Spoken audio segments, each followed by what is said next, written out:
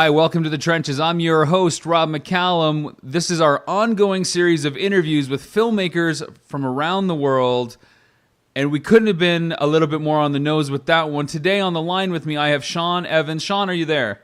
I am there. How are you doing, Rob? We're doing quite fantastic. I want to thank you again for finding the time. I know we're in quite varying time zones here, so it's kind of like hitting a bullseye and throwing it at New York from LA, but we made it happen. And why don't you just let the audience know who you are, what you're up to, because I'm really excited to have you on the line here. Fantastic. Well, for your listeners, my name is Sean Evans. I'm 21 years of age from the United Kingdom, and I'm a movie marketer and advertiser who runs a website called Back to the Movies. So Back to the Movies, I first heard about this, I think, back in October or November, and what I like about it is it's not just your regular studio fare. This isn't like, oh, check out, Iron Man coming up next week. This gets a little bit like the show In the Trenches, where you're interviewing a lot of name people and, call them celebrities if you want, people with lots of experience and public knowledge. But you're also, and this is the part I love, really getting into some of these indie filmmakers, these up-and-coming actors and actresses and these writers. And the part that I probably love most about your magazine is you got one sheets and synopsis for filmmakers for films that they're trying to get going through Kickstarter and whatnot, and they're just trying to promote and get word of mouth. So why don't you just talk about your magazine? It's both its online presence and its physical form. You can drop all the details that you need to so people can get a hold of it, and you just take us through the world of Back to the Movies.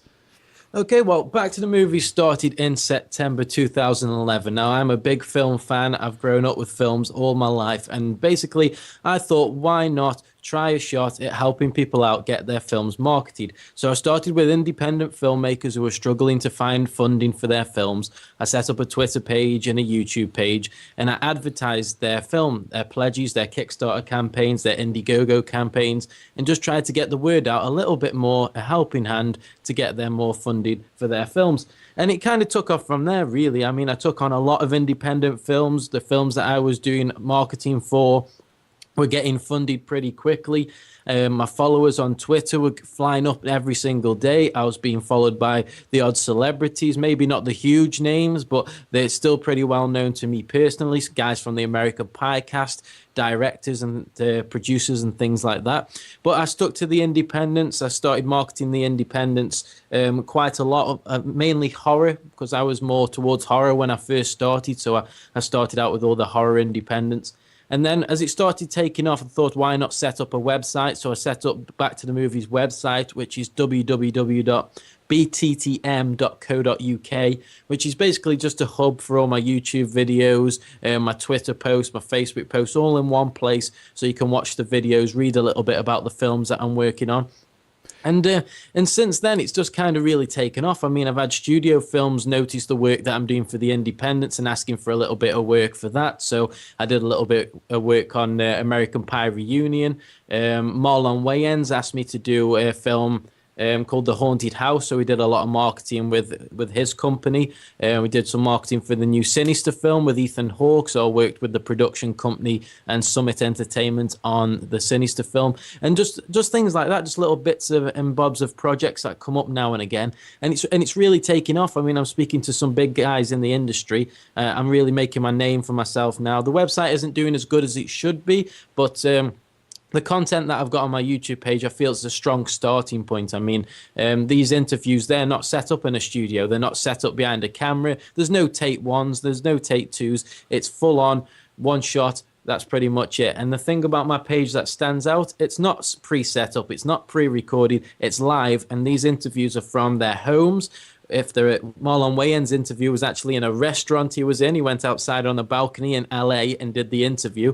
I mean, it's interviews that you don't really see too often on the internet. So I'm hoping that's the angle that I go from when I'm marketing these films. And I mean, interviewing the directors, interviewing the actors, posting trailers. And I even do work for prop companies as well. So we've got film props from the movies that have been used by famous people or in certain scenes that I'm doing work for as well. So it's a kind of a broad range of everything film related, I think.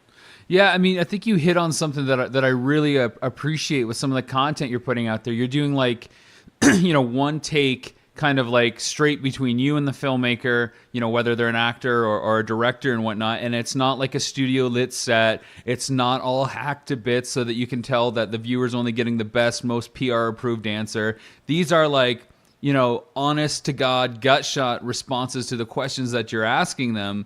And, even though that, everybody's used to that Entertainment Tonight, which is a chat show here, where they just constantly interview people, kind of like a Jonathan Ross thing, but a little bit more glossy. It feels more honest. And I think because it feels honest, you get a little bit more intimacy with that person on screen. You actually can connect to them more because they feel like a human, because they haven't had, their appearance polished and cut and, rubber stamped for approval. Yeah, exactly. I mean, when people do watch my videos, they say, well, that's more of an insight into their personality, rather than them appearing on a talk show where they have been told to say certain things and hold back on other things. I mean, some of my interviews, I won't give it away because people can go on there and check it out for themselves. Some of the directors admit to certain things they've done in the past. Some directors are doing some crazy crap. I mean, there's actors admitting crazy stuff they've done on film sets and things like that. It's insider information that isn't released on television, it isn't released on radio. It's private, it's more intimate, and it's hopefully enjoyable to listen to and to watch. Yeah, I mean that's exactly the kind of thing I love, and that's why I'm glad you're here. I know this will be like a pre-recorded thing. We're hoping to go to live at some point so we can do what you're doing and keep up the cross branding with Back to the Movies and our show as well, and maybe bring in some other kind of outlets, because it's all about helping each other grow. So that if we get a guest, we can pass them off to you, especially with the staggered release dates. That would only make sense in my eyes, anyways. Yeah, definitely. Yeah, that would be fantastic, because I mean, there is it 2 to 3 weeks normally delay? Yeah, between US and UK. Yeah, it really depends on the film. The UK or originated films obviously usually come out there first. Like Skyfall came out in October versus November here. Some of the Aardman animation stuff comes out there earlier. It just really depends, and I think even Hollywood is starting to notice that if they push some of their homegrown films out internationally first, it gets a little bit more word of mouth, and then when it comes to the States, everybody's salivating for it. So it just drives people up. I mean, I think the first film that did that was Rio a few years ago. They released it in Brazil and in South America, obviously because the content matched it. And then it went like nuts around the world and grossed like 200 million before it could even hit, domestically. And then there was another 250, in the first 2 or 3 weeks. So I think that's going to be a trend we're going to see. So, let me ask the obvious question. What's it like to connect with some of these filmmakers? I mean, what's it like to know that, okay, I have an interview with Marlon Wayans in like an hour, or when you first get that phone call that he's willing to do it, or, that you're working on a film like Sinister, which I thought was a pretty cool flick, or any of the American Pie stuff, which I grew up with and I know you did, and that was your first connection to that. So what's it like to get, the call to connect with these filmmakers, and just take us, I guess, through that process? In a word, it's crazy. I mean, when I first started, I was always thinking there's no chance I would ever get to speak to anyone in Hollywood. I was just thinking I was going to be speaking to people in the UK or maybe independent filmmakers around the world. I didn't think Hollywood would even be an option. The next minute, it's taken off, and I'm being followed by people in Hollywood. Mila Jovovich from Resident Evil. I mean, 1, she's hot. 2, she's from Hollywood. And 3, she's a huge name. And all of a sudden, I'm speaking to her. It's crazy. It's unbelievable how far it's come since I've started. And I personally, I don't feel as though I've done anything yet. I mean, I post the work, I do the interviews. But to get that sort of response back from Hollywood actors, I can't really explain that feeling. It's phenomenal. And then with you mentioning like Marlon Wayans, you get the call through, right? You're speaking to Marlon in an hour. You can only stay around for 15 minutes. It doesn't matter. I'm speaking to Marlon Wayans. I've got the interview. I've got the questions all lined up ready, and away we go. It's crazy. But when I first started, I mean, the first people that I did interview were like stuntmen and stunt women. So I was speaking to people like Dick Warlock. He was behind the mask of Michael Myers. I did a little interview with Kane Hodder, who plays Jason in Friday the 13th. So I started out with all the stuntmen and just worked through all this genre of film. I mean, producers, directors, animators, sculptors, effects artists, you name it. And I'd want to do an interview with them just purely because they're part of films. And then it just grew and grew and grew. And the next minute, I'm getting calls from the American Pie director saying, Sean, we really want this interview. When can you do it? When can you do this? When can we do that? When can we get the word out for this new film that we're doing? A new Harold and Kumar maybe is in the pipeline. Do you want to hint at it in our interview? Things like that. It's just, I can't really describe the feeling. It's a bit surreal at the moment, and I'm hoping for even bigger names in the future. Well, what I love is that, you mentioned that you're only 21 years old and you're surrounded by this whirlwind of now Hollywood attention. You're obviously still a big name in the indie community, and I'll be the first to say I'm only 30, but the sky's the limit, man. Time is one thing that you and I both have to develop whatever we want to do. And you've got a few years on me, man. So I can't wait to look into the the crystal ball and see where you are in a few years from now. We'll get to that question specifically later, maybe a little bit. But you make it sound so easy, like all this stuff kind of falls in your lap a bit. But obviously, there's probably been a few hiccups along the way. Like, well, how does a 21-year-old make a living off this? Are you doing two jobs and this is more of a hobby that's just turned into something really awesome that you're proud of? Or is this like a full-time gig? Or, so maybe talk a little bit about some of the pitfalls that have come by taking on this assignment. Well, it started off as a hobby. It's pretty much a service that I'm giving to the industry free of charge. I mean, I don't charge. I'm doing this purely because I love films and I love the industry. And I mean, independent filmmakers, they haven't got enough money to fund their own films, hence the Kickstarters, hence the Indiegogos. So I'm always going to help them with that free of charge. But yeah, I do have another job on the side. It is marketing. It's nowhere near as fun as working in the movie industry, but this is the hobby part of it. But you never know. Maybe one day in the future, there will be a job there. It all depends on how popular the site gets, how much people like my content. So it's one way to find out. We'll have to wait and see. But pitfalls along the way, there isn't really anything that's been a major hiccup. I mean, obviously schedules for the bigger names is always going to be a problem. You always get that email now and again saying, oh, such and such can't do the interview right now. Can we put it off for next month? And by that time, 1,000 other interviews of the same person are already online, and you're pretty much lost out on your target market there. So that's always going to be a little bit of a hiccup getting the schedule sorted, but it'll all come with time. I mean, the bigger I get, the bigger Back to the Movies gets, the more people are going to say, right, we want to do an interview with Back to the Movies in the first week of release or a week before release or whatever. So it can just wait and see, and hopefully time will tell. So I'm going to kind of preempt something because I knew that there's something happening via Facebook because we're Facebook buddies. And it is a little bit of a pitfall, but I think you've recovered, and I don't think anybody really even noticed, maybe just because, I'm on your personal feed and we chat back and forth a little bit. There was a little bit of an issue with YouTube copyright a couple months ago because you were posting clips up, with that was intercut with your interviews and stuff, and I think YouTube probably got on you. And did they ban the videos? Did they just put them on hold? Did they just make them unlisted links? And how are you working around the whole, how do you use snippets from trailers, with permission or without permission? Do you get permission? So maybe talk about like how you, I don't know, try to market the stuff that you do and like dealing with something like YouTube. Yeah, it's hard. I mean, YouTube had a lot of restrictions in place with copyrighted material. As soon as you upload a trailer, straight away you have to acknowledge that it belongs to a certain studio and belong to a certain owner. Now, what I did at the time, I uploaded content and it had like Sony music licensing, as well as the film trailer belonged to a certain studio or production company. So straight away, as soon as you upload it, YouTube either ban it or basically you don't make the views off it.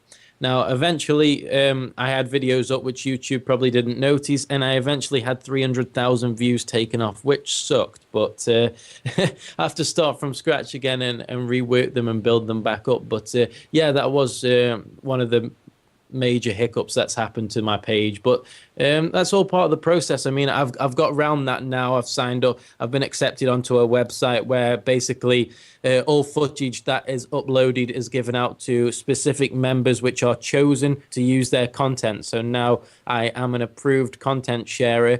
So I still have to acknowledge the copyright, but I can upload clips onto YouTube without any repercussions, which is always good. And there's images and things on there which I can use from studios as well. So I've got that permission now. So hopefully the no views will be taken off me in the future. I mean, I didn't read into much of the copyright permissions. I mean, YouTube do what YouTube do. That's their job. And obviously, copyright costs studios and production companies money, so it's perfectly understandable why the views were taken.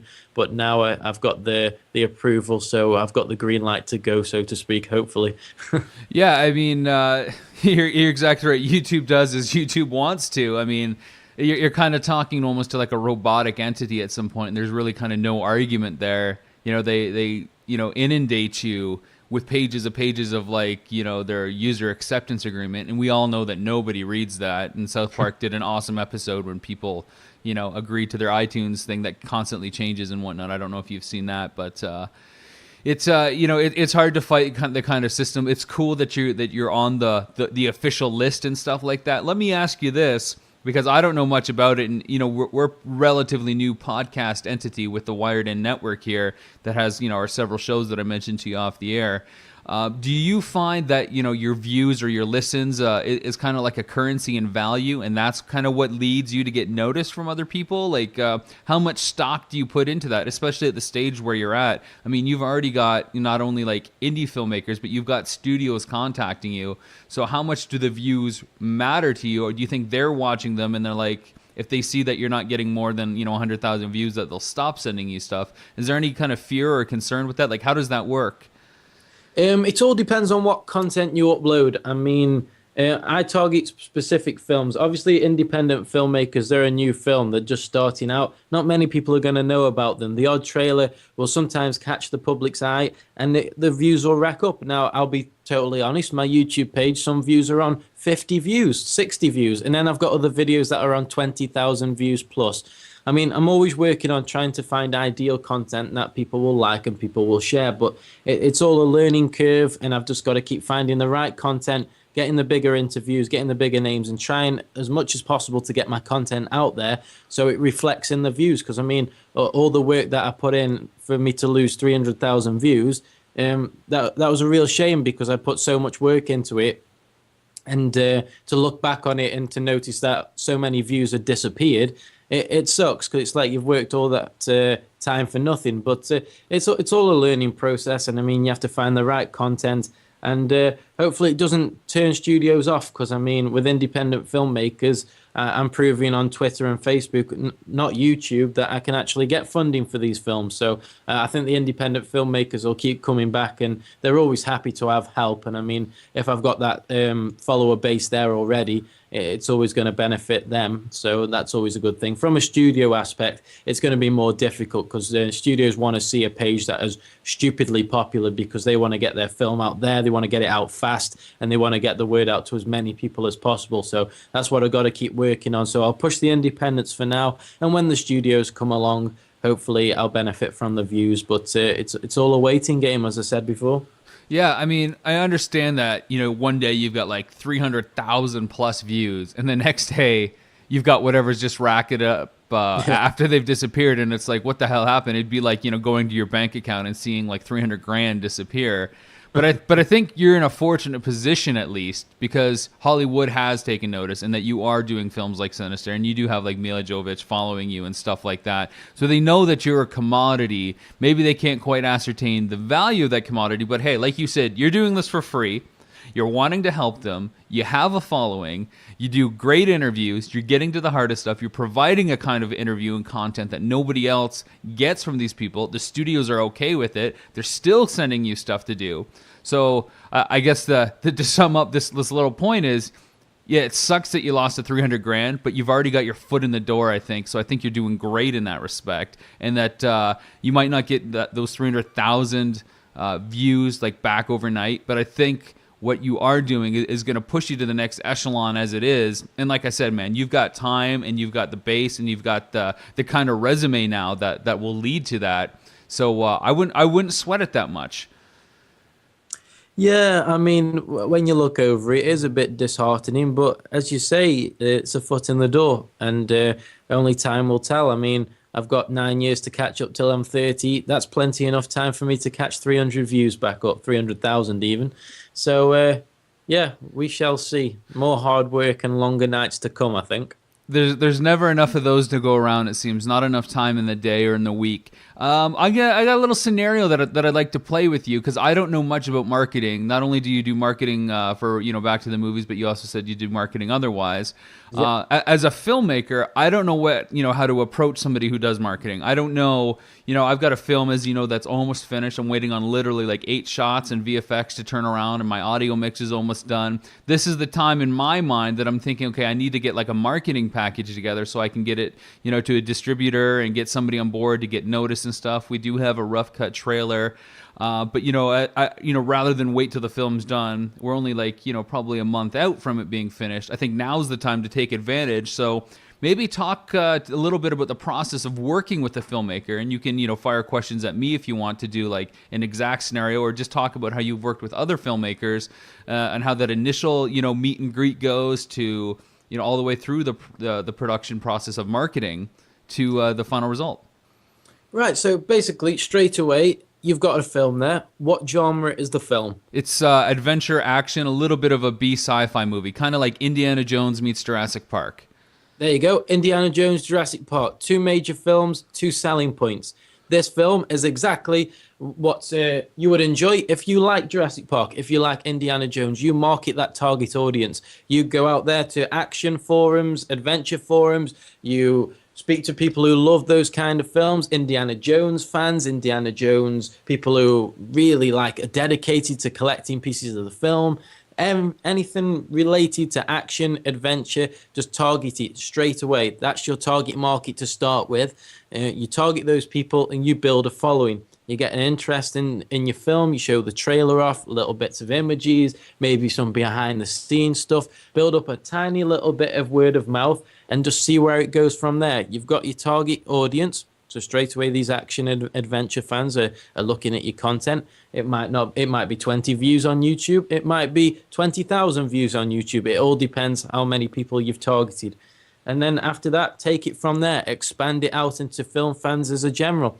Horror fans, comedy fans, anybody. Just see if they enjoy the concept of the film. Obviously, you've got to have a good film to start with. Otherwise, you're going to be kind of stuck in marketing it. You've got to believe that your project is sellable, and you've got to believe that your project is going to be of interest to the public. And just work on it from there. Capitalize on the people who enjoy your films. Do they have friends who enjoy it? And just spread it like a pyramid, so to speak. So that right at the top of the pyramid, just imagine it as a pyramid of people. Right at the top is that one person. You tell that one person, they have 2 friends underneath. They tell those 2 friends, who then tell their 3 friends, 4 friends, 5 friends, and just let it spread. And that's usually how it starts when you've already got a film out. When the film's being made, it's a bit more difficult. You can only post your behind the scenes footage, your updates on how the filming's going.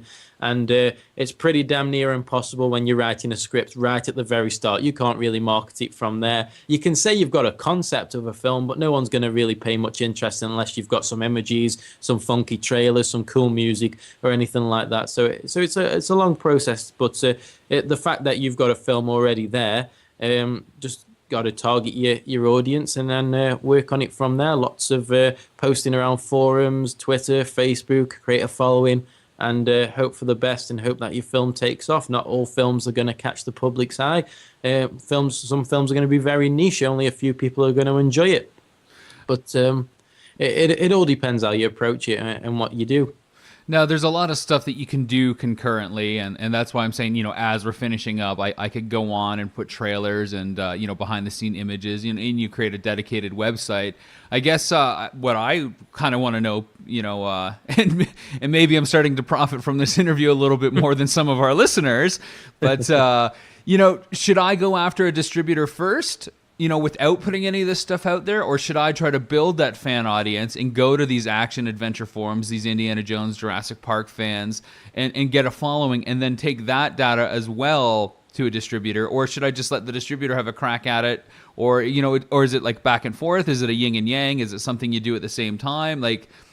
From my point of view, I would probably guess just to take it to a distributor first and see how that goes and not leak any stuff out to the public, because if the distributor wants to own the film, whether it's, they license it or it's in perpetuity or anything like that, they might not want that imagery out there. They might not want the trailers on YouTube. They might want to, recut a trailer themselves. So I'm not sure if I do kind of like, the homegrown, fan-based, indie kind of marketing, how much to the film's detriment that would be when I approach a distributor. Do you have any thoughts on that? That one's pretty much down to you there, Rob. I mean, if you wanted to take it straight to a distributor, that's your call, man. But if you take it to a distributor, it's solely based on their interest and their interest alone if they want to go ahead with getting the film out there. But the way I do it personally, but everyone's different. I mean, I'd build up a following first, so you can take it to the distributor and say, right, I've got this film, obviously with proven evidence that this film is popular. We've got followers, we've got supporters, people like the film that we've done, and the distributors are probably more inclined to back it, to get it out there and to help you out, rather than an independent panel saying, yeah, we love it, for them to distribute it, for them to turn out that the film nobody likes.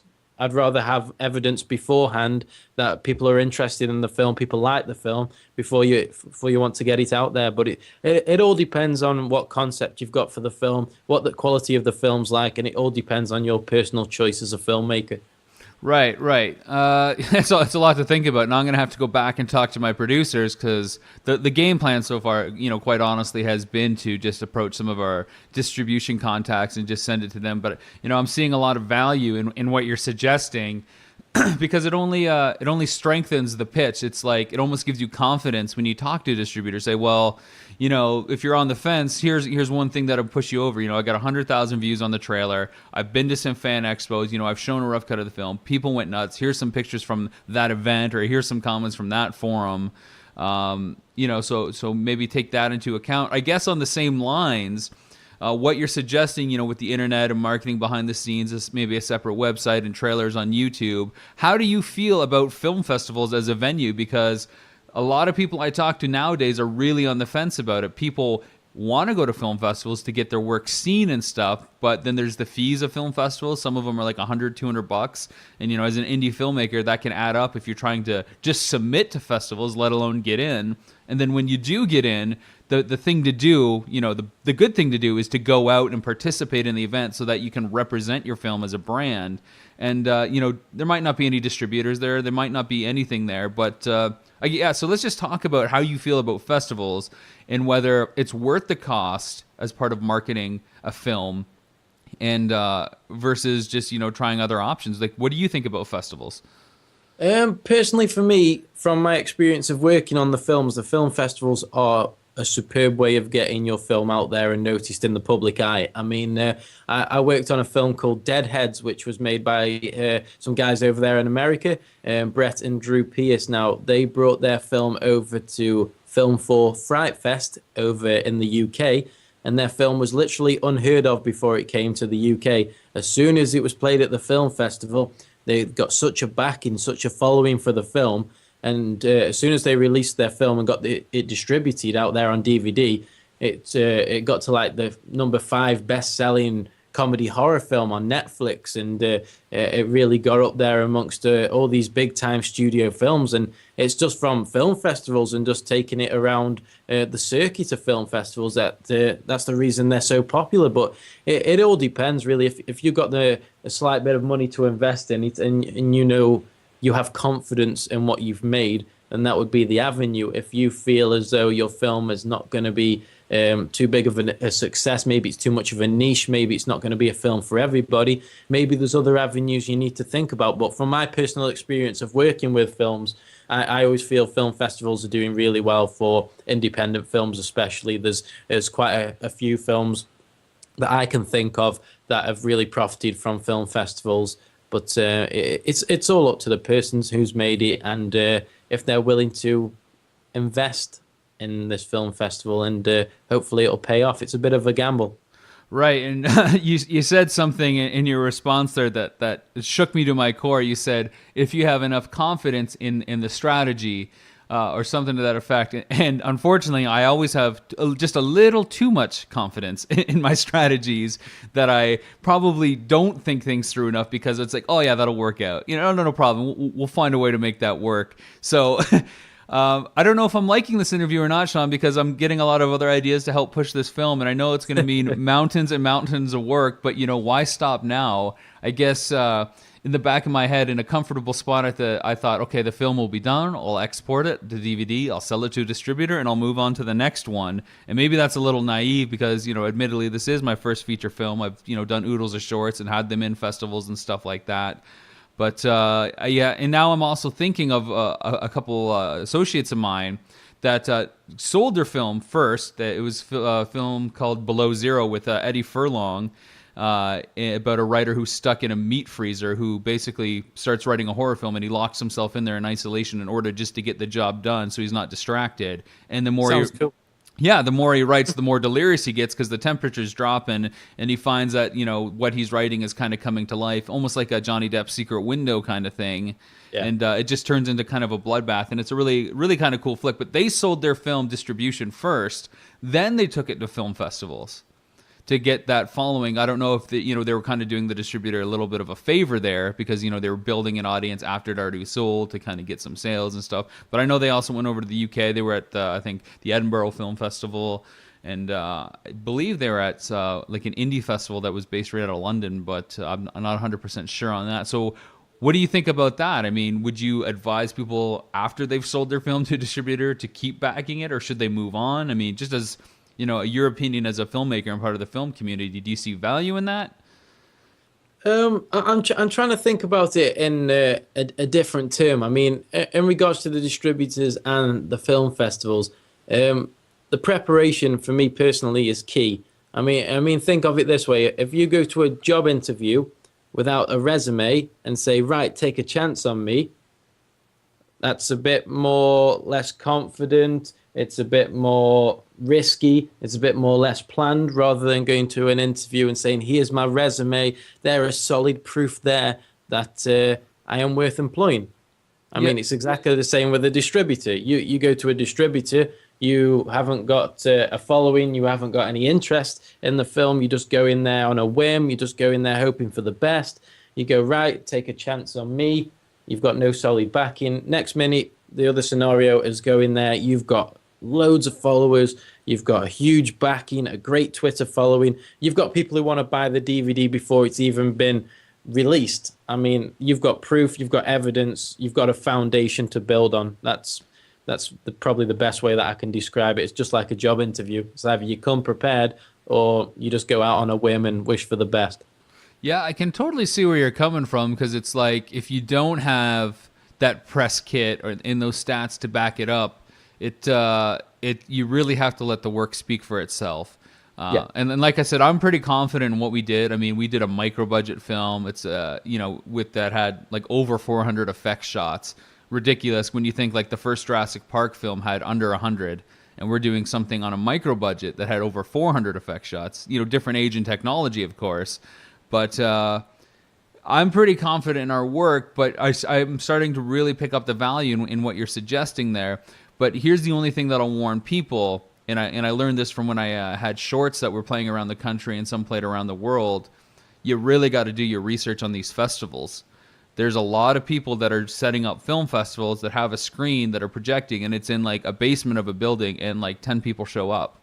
Yeah. On some level, yeah, it's a resume line. I got into, the Chicago Film Festival. I got into the Las Vegas Film Festival. But what kind of reputation do these festivals have? Does it matter to a distributor? I guess on the surface, if they saw it, no. But obviously a name like Sundance or Telluride or like New York International Film Festival or TIFF, these are obviously marquee names that you would put at the top of your list. But I would probably caution some of our listeners out there that if you are going to go the film festival route, just to do a lot of research on the places that you're submitting to, because not everything is as it seems, which is why it's really important that you go out to these festivals and support your film. Do you have any experience with festivals that maybe are not as luxurious as they appear to be online or in the flesh? There's none that I can think of, and I don't think I'd point any names if I didn't. Fair enough. But yeah, I mean, you got to do your research. I mean, you've got to look at the website, look at previous film festivals, and to make sure that, do you know anybody who's been there before? What did they think of it? Was it a big venue? Was there a big turnout? Was it cheap to enter your film into that festival? You've really got to do your research. Otherwise, as you say, you're going to end up in someone's basement with 10 people, a bag of popcorn, and just watching your flick. I mean, it's not really going to benefit your film. You've probably shelled out about $200 to publish your film here. It's going to be a waste of time. You've got to do your research, make sure there's a good following, and make sure that the people who are going to your film festival are of that genre. If you've made a horror film, get yourself to Fright Fest, get yourself to all the horror festivals that you guys have over there. I know Fangoria do a film festival, and that is it once a year or something like that. Yeah. So those guys do that, and yeah, I mean, you've got to target the right ones. I mean, Fright Fest is obviously one in the UK for horror fans, and then you've got the Sundance, which is a broader range of films, and then yeah, you just really got to target your film to specific festivals, but make sure it's not a basement. Make sure it's actually a decent festival that's going to be worthwhile to your film. So here's a strategy I'm going to propose to you, and I'm going to probably do some serious research on it. I think, and this is just as a direct result of talking to you for the last, 35 minutes or so, I think I'm going to probably push some festivals with my film, but then instead of maybe targeting some of the, the direct-to-disc distributors out there, I'm sure they'll get a phone call and stuff from our producers, and why wouldn't they? I think the top of our list might be like a Netflix or Hulu, because I don't know about you and how it is in the UK, but I think that's kind of the future of everything in a visual entertainment sort of way. I know Netflix over here is like exploding. It is the way to kind of watch content. You can do binge viewing if you want, like when House of Cards, the American version hit, they released all 13 episodes at once. And I know Derek, the Gervais dramedy that's over there right now, when it comes to Netflix over here, I believe it's all the episodes at the same time. So I think that's what I think. Just because people can, it accesses a bigger audience, even though Netflix, acquires by territory. I think that Netflix and Hulu are kind of the future, and that physical media is gone. What do you think about, I guess, the future of distribution and what I'm hoping to do? Yeah, man. I mean, Netflix, there's Vimeo as well, and Hulu. I mean, these are all new technologies to me personally. I mean, I've never even tried out Netflix, and that's I can admit that live on air. I mean, I'm looking at my DVDs, and I've got over 1,000 here with Blu-rays, and I'm thinking, right, Netflix is coming. It's kind of stolen all my crap. Why did I buy all these DVDs in the first place? So I don't know. I love Netflix and how it's looking for the future. And I think it would be a brilliant way to get your content out there. Personally, I'd do that if I was making a film personally. As I mean, it's a growing technology and it's incredibly popular. But at the same time, I still have a soft spot for the physical copies. I'd rather go into a shop and buy a physical copy of a film rather than download it. I'd rather a physical disc in my hand, which I can watch as and when without streaming, without sending it down from the internet. But that's how technology is going nowadays. It's all going towards digital downloads. So yeah, definitely get your content out on the digital scene, and obviously you're gonna reap from the rewards depending on how you market it. I mean, Netflix is popular enough site. If you can get your film popular, Netflix could feature it. Right. If you get your film on Vimeo or Hulu, get your links sent out to friends, family, and people who love your film, and just get the word out that way. And then it's all an independent thing. It's up to the individual how they want to market it. But personally, digital technology, digital downloads are forever a growing technology, and it's the way forward, man. It's got to be done. I mean, people still getting the DVDs out there and Blu-rays because there's still a market there, and it's still quite a substantial market at that. But digital downloads, you can see in the future, the way the consoles are going, the consoles for the future are now adapting to more digital content rather than disc content. So you've got to go with the times and get your footage out there on a digital scene. Yeah, just as a sidestep, something you said, you got like 1,000 discs at your place. I probably got close to that at my place. I wish that, I could put my disc in like my computer or something like that, and they would give me like a digital file of it so that I could like have like a cloud-based connection of everything, because I too love having like the digital disc, and when I see an indie film and I can buy it from the filmmaker at a festival, I love to have that, because it's part of a memory, it's an experience. It's like owning like some vinyl, and that's why they still make vinyl. I don't think the physical medium will ever go anywhere. I remember the day that cassette tapes stopped being produced, and I look at chain stores like Best Buy here, they're really shrinking their disc media section and whatnot. But I think it's going to be around for forever. But I do think digital's the future. I know Walmart here offers, for $2 you can bring in a Blu-ray disc, and they'll give you a digital file of it, that connects to their ultraviolet service. But I don't want to pay $2 times 1,000 discs, like I'm sure you don't either. I'll just put the disc in. I'm not that lazy. Yeah, exactly.